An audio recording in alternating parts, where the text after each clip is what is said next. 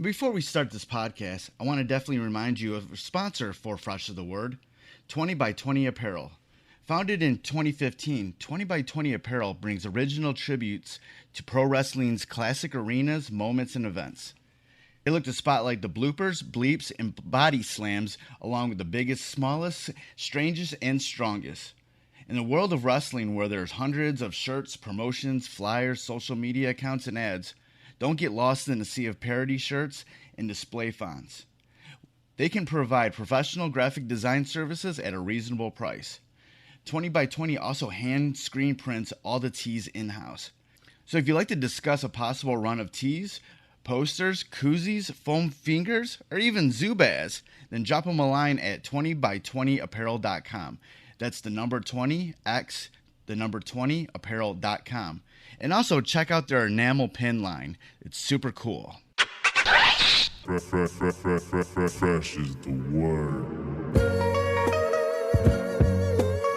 I'm Jim Duggan, got long wood for plenty hoes. I keep it fresher than fresh, but you already know. You suckers bummy, I'm money, I got a ton of flows. My weed loud like a motherfucking thunder roll. Your shit quiet like you ballin' on a budget though. We see your kicks and we laugh and yellin' what it goes. You see me shining like a suit on puffy. You know my grindin' shit is too strong, buddy. That's why the dude call money. I be stuntin' like it's nothing at all.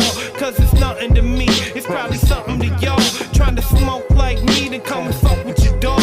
Got a closet full of kicks, you can't cop it tomorrow.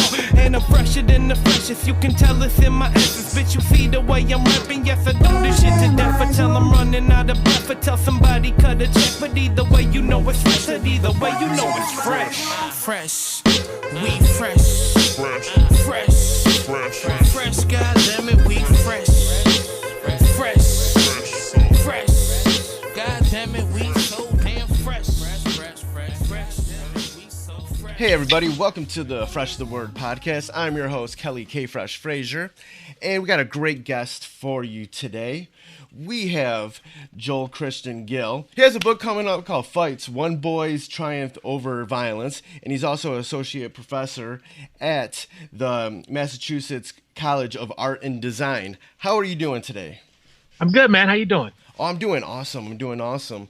Yeah, I really, I got the book sent to me, and I gave it a read as soon as it came through, and I really enjoyed Fights, man. It was a bit of a wrenching of your heart going through all the stuff that you're going through in this book, So kind of like, talk about your motivation in doing Fights. So I think it really starts like in the beginning of the book when I'm having that conversation with my son. But it actually starts a little bit earlier than that, because what happened is that I had read Ta-Nehisi Coates' Between the World and Me. And I don't know if you're familiar with that, but it talks about, in his book, he talks about like growing up Black in America. It's like you have to protect your body. And Coates in that book really solidified things that I had never really thought about. Like I grew up in a small town, in a small city in southwestern Virginia, and it never dawned on the way he had talked about the idea like you always had to protect your body. Like there were whole neighborhoods I wouldn't avoid. Like there was one mall that I wouldn't go to. You know what I mean? Like there were all these different things that I would just kind of avoid because people were shooting, or like if I didn't have enough people with me, there were parties that I wouldn't go to. And he talked about that, and it wasn't really concrete for me at that point. I was probably like an adult until I realized that not everybody's had a gun pulled on them, So right. I started thinking about this idea of like how, like you have to fight all the time. Like I grew up having to fight all the time. And my son came home one day and he told me that there was some kids fighting at his school, and I got in this conversation with him, and I was like, man, I got to teach you how to fight. And he says, and then I think in that one like 5-second span, like I like stop. And I just like think about all the fights that I've been in my life and what was going on during that time in my life where I was actually fighting, and how my son doesn't have any of that. And so I was like, and in that moment, I had that conversation with him, and I said, I got to teach him how to fight in my head. And then I asked him about fighting, and he was like, I have never been in a fight. And then I was like, you know what, man, don't worry about fighting. I fought enough for the both of us. You don't ever have to worry about it. But then when I started looking at like my life and understanding like what people would see when they saw me as a kid, like I was always like, he's a bad kid, he's a problem kid, but they never saw like all of the other things that were going on in my life, why the purpose behind me acting out in the way that I did. Right. And I think that in a lot of ways, this is like for me, it feels like this is a love letter to kids who were like me, who people just think are bad kids. And so like, that was like, so part of it was like having this conversation with my son, responding to Ta-Nehisi Coates' Between the World and Me. But part of it is about me trying to help people understand that the kids that you see that you think are bad or acting out or wild or whatever are not, that doesn't happen in a vacuum. You know, like well-adjusted, great kids don't have that issue. So it takes some time to like understand from where that kid is coming from. Yeah, and going through this story, there was this like, wow, like you went through like every sort of like abuse that could possibly happen. You know, there was bullying, there was sexual abuse, there's all this abuse, and I'm like, holy crap, like how can you really get past all of that? How did you deal with all of that? There was a lot of therapy. Yeah. So I think lots of therapists along the way, and accepting, I think therapy is really interesting, and I think the world would be a better place if everybody went through that process. Right. Mostly because I think it's not about, it's not about being a constant victim or saying that everybody is bad and you're good, or you're good and everybody else, it's not I'm bad and everybody, it's not any of those things. It's more about just like accepting where you are at this point and what you can do moving forward. And so for me, it's like, and this is probably the oddest thing I think I tell people, anybody who asks me about this, I'm like, I like who I am right now. I like where I've come in my life. I like, like the person that I am. I like the way I think about things. I like who I am. So I don't think I would change anything about anything that happened to me, because all of those things made me who I am. And they're horrible. And nobody should have to go through that to get to where they are. You know what I mean? I don't mean this in a way that's like everybody should go through some kind of terrible time in order to be a good person. But, for me, it's about accepting, who I am and forgiving the people in a way that, I don't forget those things, but I like who I am. So I can't change that. Does that make sense? I don't want to like rewrite history. And I guess the best way to describe this is like, my father, who died when I was 5, and I didn't write a lot about this in the book, but from what my mom has said and, what people have told me, my dad was like a gangster, right? He was a rough, like he carried a gun all the time. He was always in fights. It was like all this different stuff about him. Right. But when he died, he was like put on this pedestal and he became this different person. And because of the idea of who he was, who everybody said he was after he died, it made me a different type of man to my children. Right. Because I was parenting to this ideal that he would have been. Yeah. When in reality of that, he probably would not have been that person. Do you know what I mean? Right. Yeah. So go through that. Having my dad die when I was 5 is a terrible thing to happen, but we can't hope to change anything because we don't know what the outcome is for those things. So mostly it's been about acceptance and understanding that, I always hear those statistics about, sexual abuse and, 4 out of 5 people. I remember I used to hear those things like 2 out of 3 people are said they've been sexually abused. And I'm thinking to myself, I'm not telling anybody about this. So that number must be higher. Right. Right. So like there must be more people in the world who've had experiences like mine than there are people who are willing to admit that. And I think that coming to terms with the idea that, these things happen to me doesn't make me, weak or soft or anything else. It's like, it's the stuff that happened and it shouldn't have happened. And those people are wrong. But at the same time, I like who I am. So I'm okay with where I am in the world. In regards to the idea of acceptance, what do you feel like the conversations need to be right now in regards to that? What do you feel like, is there a stigma that is attached that we need to get rid of? Do you feel like accepting shit that's happened in the past for people can help, people in the future, combat abuse? I think it does. And I think when people are honest about the kind of things that they've gone through and the kind of struggles that they've had, then it actually paints it just makes things better. Do you know what I mean? Like, it just like accepting, like most of my work is about empathy, right? Yeah. It's about this idea of like building empathy for people. And it's not the simplistic, like, do unto others, right? It's understanding who that person is and do unto them as they would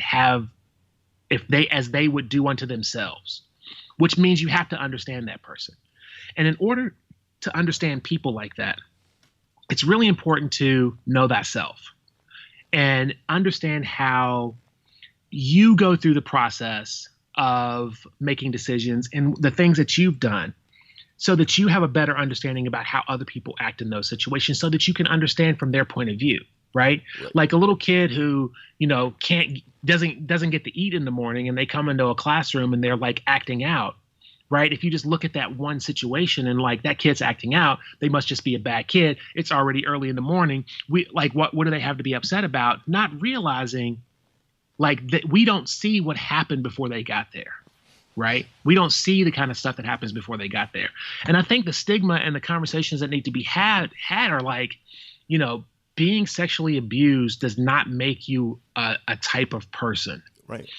It makes you a victim of something that you need to deal with and come to terms with so that you can get past and be a perfect, a functioning adult in the world.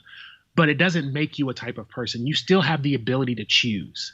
Like between stimulus and response, humans have ability to choose what happens, right? It's like you go into a meeting and somebody pisses you off and you can choose how you respond. You don't just punch them in the face. We choose how we're going to respond to that. And I think that that's what happens with children who are abused, is to try to, understand where they came from, understand go through the personal work to get past those things, to not be a victim, and then to choose where they're going to be in life. I'm not going to let this thing define me. And that's what I did. I didn't let this thing define me. In regards to empathy and sort of trying to put yourself in other people's shoes, how would you frame the modern historical lens of abuse and violence within the Black community to people who might not understand? Well, I think one of the things that I think I would dispel the myth that it's specifically to the Black community. Okay. The projects that I grew up in were multiracial, and the stuff that I was dealing with that I don't know any of those kids now, and we didn't grow up to be fast friends, but I'm positive looking back on that those kids were suffering the same kind of stuff that I was given. And so I think this is an understanding that, it's about proximity, right? Like most crime is committed against people of the same color because we're basically still a segregated nation. And so I think that, within this context, it's a human problem. It's a human problem that I think we need to deal with. Like the people that, it's a cycle for just people in general. It's poverty, education, frustration. It's a lot of these things that happen that push people to the breaking points. And I don't want it to sound like I'm giving people excuses, but right. You can, in well-adjusted societies where people are taken care of, this stuff happens less. Do you know what I mean? Like when people are educated and people have good jobs and people feel safe and people feel secure, this stuff happens less. But when you're in situations I just remember there's this really funny thing they used to say about the real world. There was like a joke when it first came out, like the very first reality TV. Yeah. They used to say, we're going to put a bunch of skinheads in a box and shake them up and see what happens. Of course they're going to get angry, right? Right. You know what I mean? Like, of course that's going to happen. And I think sometimes that's what happens. You've pinned people up in places where they don't feel like they have any options, and people act out violently. Right? Like what Ta-Nehisi Coates says in Between the World and Me is like, I need to have my power back. You know, that's reasserting of the power. Like, I can't exert the power at home, right? But I could beat down this kid on the street for looking at me wrong, right? Because I can't do this at home, and I have no power or control over this, but I have control over this thing. Yeah. And I think that's what I was running into a lot. You know, like this idea that, you know, like I just remember like so many times I almost got into fights just by looking at somebody, right? And it was just, and it's a really interesting thing. Like, and I talk about this with, you know, my friend Rook in the book, where I see that thing happen to him, and as a result he becomes violent toward me because like he has this abusive parent at home, his stepdad, who was like beating the crap out of him. Yeah. Like, I just witnessed the one time, so I can't imagine how many times that happened before, right? And so like I actually saw that. And so like, and I think that his animosity toward me from that point on was about me actually seeing him and actually really seeing how vulnerable he was in that moment, and he wanting like to take control of that. And I think that we just like live in a society where we just, I don't know, man. Like, sometimes I just think I have no hope for society. Like, right. we need to evolve. Like, we need a next level of evolution, because we look at these things and we don't like deal with the problem. It's like we sweep it under the rug. Like, nobody wants to talk about that. Nobody wants to talk about the issue. Like, you see homeless people. Like, I was just in Europe and in some of the largest cities, and I saw like maybe 4 homeless people. Right. Like in like olives, like, and then they have their homelessness problem. But I know that that in some of those societies, they spend more time taking care of people than we do. We're just like, you can't figure this out. Go figure it out. Where I think some people just we need to help people. Like, you got to give them bootstraps. Right. You can't pull your stuff up out of bootstraps if you don't have the bootstraps. So how do we give people those bootstraps? I don't know. I'm rambling now. No, it's good. It's good. When going through, you know, doing this book, Fights, what was sort of going through your mind? What kind of emotions were you going through, you know, when sort of painting this picture of your life? Like, was there anything that really struck a chord? Was there anything that you learned about yourself again? You know, what was sort of the things going on in your head during the process of making this book? My wife said I needed to go back into therapy because it was like I was reliving some of this stuff. You know, like how a lot of it's fictionalized, right? So like, you know, some of the family members aren't like the actual people. Yeah. And the friends in there, the only friend in the book that's real is Mike, who was my best friend, who's in prison for double murder right now. But I think the connection between like the things that were happening, it was like almost like looking at my life from a different point of view. I was like thinking about how like I was bad in kindergarten and I was like hitting kids and like acting out, but my dad had just died and nobody really talked to me about it. Right. So it was like, of course I'm going to like act out. Right. And then I'm acting out, but then the teacher doesn't ever give me an opportunity to not be anything other than what she saw. So like I was seeing all of these connections between like the things that would happen. And like, I think the biggest one when the family neighbor, Mr. Charles, who actually is a real person, the farmer of the house that had a farm next to our family farm in Virginia, and how like that little small act of kindness, like how like big that was for me. Like I didn't even realize it until like looking back on it, like how like that was like a place of solitude in all of the shit that was going on in my life at the time. Like I had this little moment where I could like feed this calf, or I could help this guy, you know, get some cows across the road, or like all these random things. And like that was one of the things I remember, just like, cause it was in that process of putting Mr. Charles in the book. I was thinking to myself, because it was like, it just seemed tough. It was like one terrible thing after another, and I was trying to deal with it. And I was like, I got to put some moments in here to show that I was still a little kid, and I still had fun, and I still had some amazing things that happened that like are memories that I cherish. And so I was thinking about it, and I started to think about Mr. Charles and like that moment and how he would bring out these, he would just legitimately just leave this bottle of milk for me to feed this calf. And like I started to cry at that moment, because it was like something I had forgotten about, but then like remembered in that moment as I was trying to figure out how to put levity back into the book so that it wouldn't just be this slog of like one terrible thing after another terrible thing after another. Throughout the book, you're using like these nature elements like drowning and fire to describe things. What's your meaning behind that? It was more so drowning it's more I've always had, I mean, I can swim now. I have a pool in my house, but water makes me uneasy. And I think it has a lot to do with my dad dying, and like how, like, looking at like between that and that really early moment when I'm like saying that most kids draw firefighters, so I'll just be a firefighter. Yeah. I think those two things were like, so like they stuck in my head a lot. And so I started to think about how to explain what was happening to me, and then making the metaphor of the drowning and like being a sponge and soaking up all of the stuff that's around me as a kid, because that's what kids do. And then that idea of like, instead of being the fireman, I became the fire, as a direct relationship to what was happening in my life. Because kids, I think, are the only kind of people who can't take responsibility for their actions, because they have no control. And so in that moment, like, I used to look back at myself and say I was a bad kid, but not realizing like all of the stuff that was happening. So it was more about like just trying to give the metaphor of what was actually happening to me some weight to it.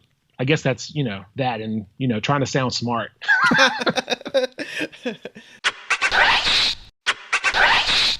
Talk more about the relationship between you and Mike, because this is a thing where I think this happens a lot with in certain friendships where one person moves on and the other one really doesn't, and then they end up getting into trouble because they don't have that friend around anymore. So kind of talk about that relationship. Yeah, Mike, it's tough because like Mike was like a brother to me. I mean, he still is. Like I talk to him all the time. I send him money. We communicate all the time. And it's hard because I felt like looking back at our lives, and I really do, and I don't know, like we've never had like a real heart to heart about like the stuff that was going on in his life at the same time with that I had, like when I was going, because I'm sure he was going through his own stuff too, but he always seemed like a better person than me. Like he was way less selfish. He was way less violent or prone to violence. I mean, he could fight, but he was just like the dude that just like, I'm just not going to do that. It's not something that I want to do. He was just like so laid back and so chill. And then like, I get married. April and I have kids. We lose touch for a little bit. And then like he kills his girlfriend and her mom. And it's like, and I remember like, so vividly him saying to me when I got married, like, what am I going to do now with my life? And then he started hanging out with the wrong people. And he had like, just before, like maybe like 6 months before he shot his girlfriend and her mom, he had gotten jumped at a, walking through the projects by like a bunch of random people, and they just tried to rob him. He wasn't a drug dealer. He was just like this random dude walking through the projects. He got jumped by like 9 people and a girl, and they stabbed him. And so he carried a gun after that because of that situation. And then, then he got into the issue with it. Then he got to the situation with his girlfriend, and it's just like, it's really difficult because I still have friends like, the people that G Money is based off of are still doing the same stuff, right? They're still like hustling or like working, odd jobs here or there, or trying to rap. like trying to do a rap group. You know what I mean? They're still trying to do like hard, like they're still, like they're still doing odds and ends stuff. And it's like, it's difficult because I can see it. And I remember that mindset, but at the same time, I just like, I don't understand, like, why can't you get yourself together? But I don't know all of their stories either. Do you know what I mean? So like, I have no idea what was going on in their lives at the time that still propels them to that same place where they're stuck in that mindset. And I think it's a mindset, and I'm not, with Mike, it's really interesting because I talked to him a couple of weeks ago, and just to like give you like this, he's still like, for me, he's still the same person. And he said something to me because we were in that rap group, and I found an ex-girlfriend sent me one of our demo tapes that she had found, which I thought were lost forever. And I listened to it and I was just like, I got to tell Mike about this. And so we talked, and I was like, like, I think we were good. Like, we could have, like, if we had just taken it to another step, like if we just like left Southwestern Virginia and gone to New York with a demo and like just bothered people, we probably could have gotten could have got a deal or something. And Mike, who's sitting in jail for life, says to me, no, I think we made the right decisions. Like, he says it to me. And then right after that, he goes, I'm healthy. I've got friends. I've got family. He goes, the only thing wrong about my situation right now is location. He's like, I feel bad about what I did, but I don't dwell on it. Like, I feel bad about it, but I put it away. And I wish I hadn't done it, but I can't sit and think about it. He said, so the thing that I think about is what I have right this very moment. And I was just like, this dude is in prison, and this is what he tells me. You know what I mean? Like, yeah. Where do you feel like that sort of like level of acceptance on his part comes from? Well, he's super religious. So I mean, most of his messages to me start and end with Bible verses. And so I think for him, it's religion. For me, it was therapy. And I think for some people, religion can do that. Religion does the same thing in a lot of ways that I think therapy does. Like putting stuff away and not dealing with it is the same as giving it to Jesus. Right. Right. I'm just going to let God take this. Right. So like giving it away and like putting it out of your mind, if you believe in a higher power, is the same thing as like, I'm not going to deal. I've dealt with it. I'm not going to worry about this anymore. It's the same type of thing. And I think that's what it is for him. And like I said, I don't know what are all the intricacies of happens in Mike's life. But I'm sure there's some stuff that I don't know about. Right. That's the thing. There's still like people are acting out in ways that I don't know. And, but I think for him, it's about religion and just acceptance. Like, I did this terrible thing. I think about it a lot. I think about her kids. I think about her family, and I feel bad about it, but I don't dwell on it because there's nothing I can do about it to change it. The only thing I can do is move forward, being a better person. One of the funniest parts of the book is, I really cackled when I read it, was when the moving truck is there and it's called Y'all Moving. Yeah. Yo, I laughed so hard when I read that. I was like, okay. I mean, it's like, it was just like, I don't know, like some of that stuff kind of just like happens randomly. Like, I'm drawing. I mean, because I did the pencils for fights in about 8 weeks. So it was like teaching and then coming home and sitting in my studio and just drawing for 8 weeks. And so it was just like things that just happen where you just kind of put stuff in there. And it's like, I don't know, most people don't notice, but I put mouse holes on almost every pages, like Tom and Jerry mouse holes and stuff. Yeah. But it's just like little things like that. I don't know. I was thinking U-Haul sounds like y'all. I'm from the South, so y'all moving made sense to me. Like that was like that was great for me. It made sense.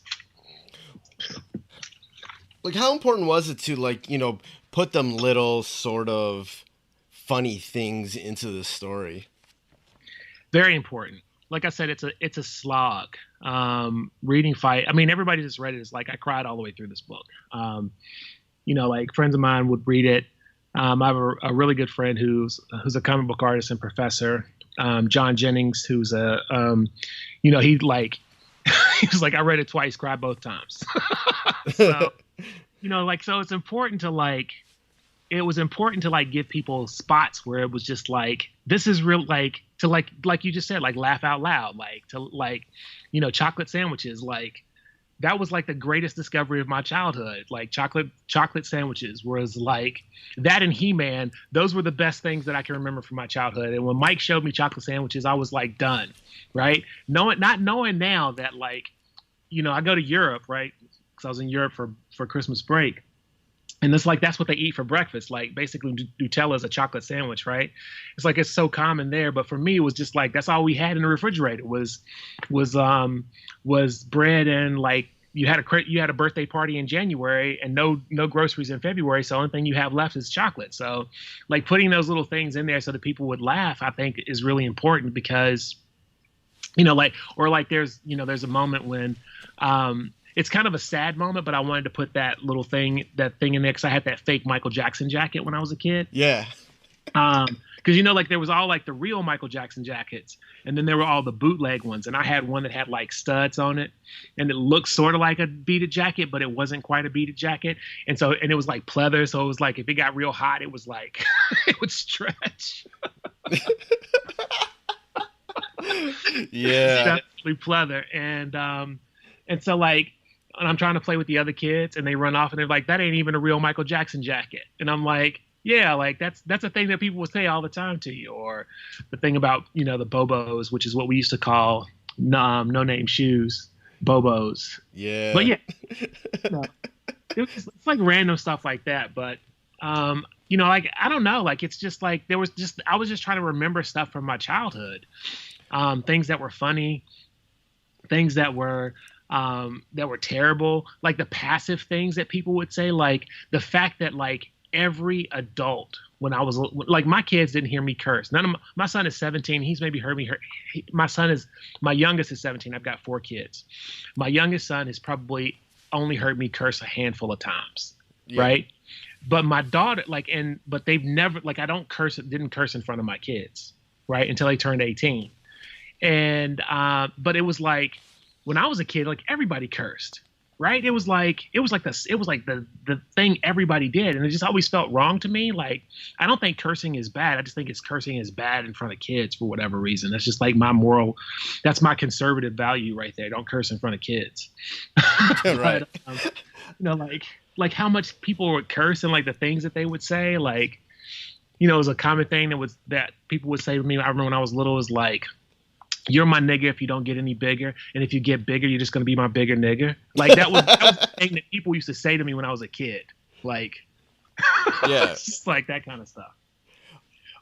Another thing I noticed, you know, throughout the book was that, you know, whatever city that you were in, you know, I felt like there was like an authenticity of, you know, with the visuals, you know, talk more about that, you know, making sure that we kind of get drawn into the whole world and scenario of where you were at that time. Yeah, I wanted to make sure that there was a clear demarcation because I grew up, the little town that I grew up in was about 30 minutes from the city. And in that little town, I wanted to make sure that people had a clear, like, this is not like an urban environment. It's like a little small town in the South. Versus when I moved to the city and I'm like, all of a sudden I'm in like a metropolitan city area where I'm like, you know, there are city blocks and then there are like, whole like rows of Section 8 housing and like there's a different place. And so I really wanted to talk about like, you know, because I had been in like I remember when I was little, when I was really young and I watched stuff and anything that came on about New York or any big city, they would talk about a block. And like I grew up in a place until I was 13 that I didn't even know what a block was. I was always like, what do they mean 5 blocks? What's the measurement for a block? Like, I didn't understand it. It just didn't make any sense to me. Right. And then I moved to the city and then I was like, oh, a block is from one street to the next street, right? It's a city block. Like it's the block in by like streets. I had no idea. And so like, I wanted to make sure that there was a clear demarcation between like little small town living and then big city living. And when I say big city, the city was only like 200,000 people. It's not huge, but it's big enough to have multiple projects, you know, like there's a whole street that everybody used to hang out on. Is where all the drug dealers used to hang out at. That we used to basically all like avoid. My crew did, mostly because we didn't sell drugs. We just kind of chased girls, and for whatever reason, I don't know if this was the case when you were growing up, but drug dealers always had the best looking girlfriends. Right.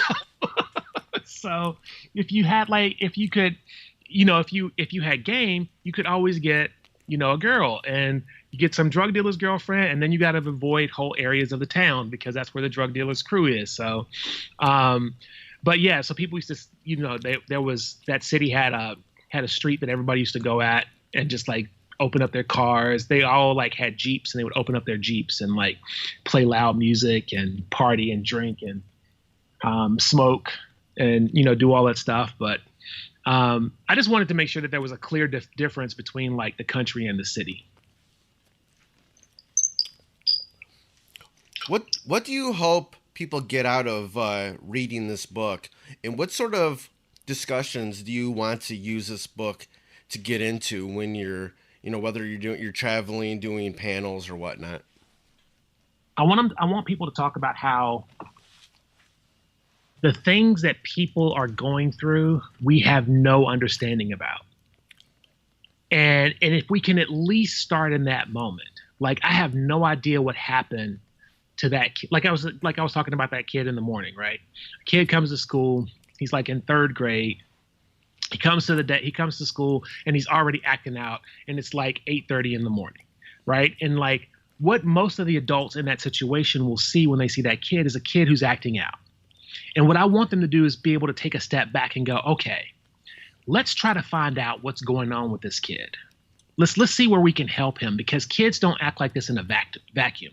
Like sociopaths and psychopaths are not very common, right? They do exist, but they're not as common as people think.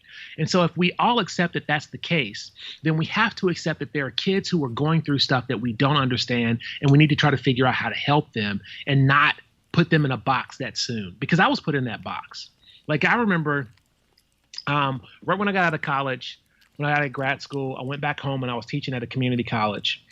And there was a woman in my class who was she was a traveling pharmaceutical salesperson. She wanted to learn how to draw. So she was coming back to school to learn to draw. So she's taking my class, and so she's probably like 15 years older than me. And so she's telling me, she was like, oh, my husband is the principal of the school in the town that I grew up in. I'm like, oh yeah. I was like, I went to that school, and like telling her all the stories about the school that I remember, all the good stuff. I ain't telling her the bad stuff. And she goes, where'd you grow up? And I told her where I grew up, which was a apartment complex called Candlewood. And so she goes off, right? And then she comes back next week because it was a weekly class. And she comes back the next week, and this is a white lady. She goes like, and so she's like looking at me with like incredulity. She's like, you grew up in Candlewood? Oh my God. And now you're a professor? Like, how is this? Like, she was so blown away that see kids that are growing up in those situations, people have a tendency not to see their potential. Right. They just see them in that moment. And I'm saying what I want people to do is to see those kids and not see that moment, to try to look past that moment, to try to have empathy for that kid, to try to figure out what it must be like. Because like I said, that kid who gets up at 8:30 in the morning and he's going to this inner city school or this rural country school where he lives in a trailer park and he doesn't have any food. And like he comes to school, he's angry because he can't eat. And there's a kid who has a nicer lunchbox than him, and they just hate them because their life is different than theirs. And they just want to fight them, not because that kid has done anything, but because their life so sucks and they need to take control over it. I want people to see what that looks like, because that's a real thing. And I know that because I went through that. All these things that you experienced, how did that, help you when you became a father? What did you do when your kids would act out? I talked to my kids. My wife and I were both never like, we wanted to be present like 100% of the time. And that was one of the things that I think, like we spent a lot of time doing. Like when I went to grad school, as an example, my wife was working full time and I was going to grad school and I was working part time and I was a TA. And so I would get up at 3 o'clock in the morning so that I could go to the studio and work for 8 hours so that my kids had to spend the minimum amount of time with the daycare, with a sitter, so that they could spend more time with us. And so I would get up in the morning, I would leave, my wife would get everybody to school, a sitter would come, I would spend 8 hours at the studio and I would come back so I could get my older daughters off the bus and be with my younger two kids. And we did that a lot. Like my wife would work a different shift than I would work. We wanted to be present, mostly because we just wanted them to have us in their lives, because my wife and I suffered a lot of the same kind of things, which was like parents who were doing other things. My mom was working and taking care of my grandmother, and she was caught up in that. My wife's mother was working and taking care of people who was caught up in those kind of things. So we had all these different things that we wanted to make sure that our kids experienced, like sitting down at the table and eating dinner. I remember one time somebody told me when my daughters were in high school that, like, they said, for a liberal, you sure do raise your kids like a conservative. Because I was like, my kids come home, we're going to sit around the table, we're going to talk about our day, we're going to eat food. But at the same time, as teenagers, I wasn't like, I wasn't like putting like hard boundaries on my kids. I was like, here are the results of your actions. So when you make a choice, you have to take responsibility for your actions. And so as opposed to shaming my kids or, telling them like, you can't do this, I'm like, if you choose to do these things, you lose trust with us. If you choose to do these things, you change relationships with other people. If you choose to do this, you might so we had all these problems. It got to the point where my kids would actually have their friends come and talk to me and my wife when they were like in trouble to try to do something. Like, if you're thinking about doing this, you should go talk to my mom and dad. They can explain it to you. So it was just about like being judgment free so that our kids could talk to us. That's really what it was all about. It was like having conversations and not letting our kids run wild, but having conversations, treating them like people as opposed to like little things that, like, I was always told children should be seen and not heard. And I think that's just like, that sets up a real bad relationship with kids. So it was more about like getting kids to understand there's a proper time to talk. Like, I didn't want my kids to ever think there was some kind of power dynamic that meant that I was like better than them. Right. It's like I am in charge and I have to make decisions, but that doesn't mean I'm better. So that's pretty much what we. You mentioned before that abuse and violence kind of, a lot of that happens regardless of, race, the types of people or whatnot. But do you still think that there is sort of, thoughts, myths, stereotypes within the Black community in regards to abuse and how it should be, dealt with, that still exist, that need to be, taken care of or need to be, taken away from, the thought process of people? The thing that I would hope would happen is I feel like more men should come forward with the stories of abuse. Yeah, because I think it helps, right? It helps to see, I remember when my agent and I were interviewing publicists, and I interviewed this publicist, and she said we didn't end up hiring her, but she said after reading the story that she saw me differently. She said, because you're like this big guy that I would have been afraid of, like in the street, not like of race, because she was a woman of color. So it wasn't like, it was just like, I'm a man and I'm, I'm like 6 feet tall, right. I'm a big guy. She was like, I would have been intimidated by you. To see this story and to hear this thing coming from you makes it more vulnerable. It makes it more powerful, the story. And I think it's kind of like, I'm not trying to equate myself to any greatness, but I think it's like when people that we revere in real life come out and say that they've done something, right? Whether it's, I don't know, like, it's one of those things where it's just like, I think more men, specifically more Black men, should talk about the issues that they've dealt with growing up and be vulnerable, because toxic masculinity is killing us as a society. And this is not just Black people. This is like, masculinity means something different for white men than it does for Black men. Right. But it's all still toxic. This idea that you have to be tough and you can't cry and you have to, you have to be a, man up and like take it. I'm like, no, like shit happens and like you want to cry. You know what I mean? Like that doesn't mean you're not a man, right? Because like shit happens and you want to cry about it and you feel emotional. You should be emotional. Like, Yeah. And it's, you know, it's the same thing with women. Like, you know, with black women, like people have a tendency to like black women are strong. Like black women are just like everybody else, right? There's no like, they don't have to be, there's the myth of the strong black woman. Like, why can't she just be herself? Like she can be weak and strong and like weak and cry. And you know what I mean? Like, I think the more we talk about these things and the more openly we talk about these things, the more people can be more of who they are. And when I say more of who they are, I mean, just pure versions of themselves, because the more we hide this stuff and we put on these false faces and these like fronts, it makes us point fingers like we're better than that person. Well, I'm better than this person. They're better than that person. But in reality, we all are more alike than we are different. And I think telling the stories that I'm trying to tell, whether it's Black history or my own personal history, it's about making the stories. It's about making the stories more human.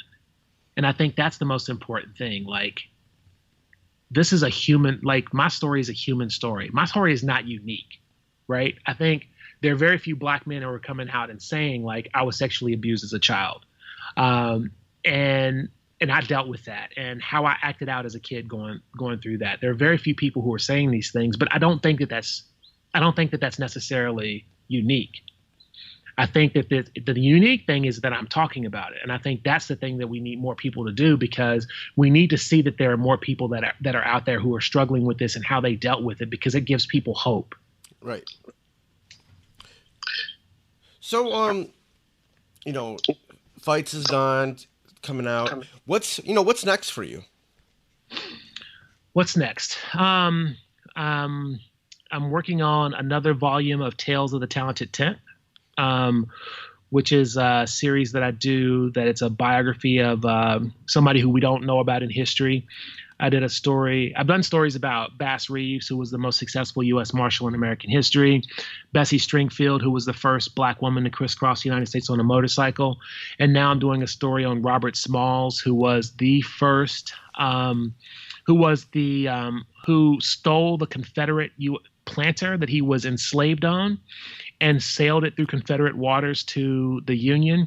And then 2 or 3 years later, he bought the former plantation that he was enslaved on and let his master live there. Just an all around badass. And, you know, like, so I'm doing a story about Robert Smalls and some other stuff that it's in the works. I can't really talk about it yet, but I've got, you know, some bigger things that are out there are going to happen as well. But Talented Tenth is always a big thing. I love these books. Strange Fruit and Tales of the Talented Tenth are the books that like started me making comics. And if they, you know, like it's like comfort food. You know what I mean? Like, oh, I'm just gonna nestle into reading and going down the rabbit hole of like obscure Black history for a minute, because that's like the place that like I live, and then I'll do some other stuff. So yeah. Now, how important and what do you get out of, you know, telling these stories, these historical stories about, you know, things that happen, people that, you know, really doesn't get talked about? I think it's the same thing that I was saying about Fights, is that the more we tell these stories, the more we normalize being Black in America.